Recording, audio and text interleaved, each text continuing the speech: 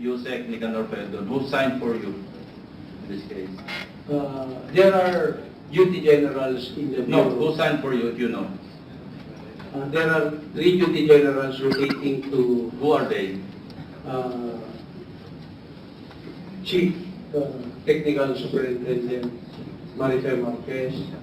Now, may I ask Chief Superintendent Marquez, is that your signature, ma'am? Yes, Your Honor. Okay. Next. How about this? Is that also your signature? Yes, Your Honor.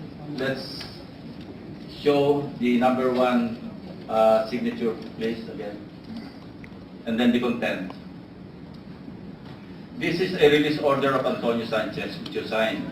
And earlier, you mentioned that you never signed a release order for Antonio Sanchez. What can you say about this? A signature I signed, Your Honor, is a memorandum to release. Release order, sir, is only the superintendent can issue the release order. I will read to you. No? Subject, release of person deprived of liberty.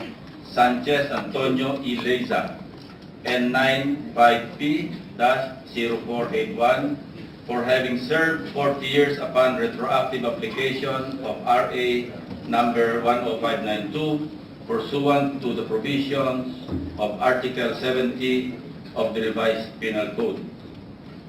Date, August 20, 2019. I signed a memorandum of This is a release. memorandum. This is not a release order, sir.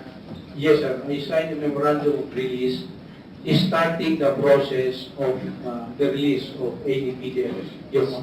So you're maintaining that this is not a release order. Yes, sir.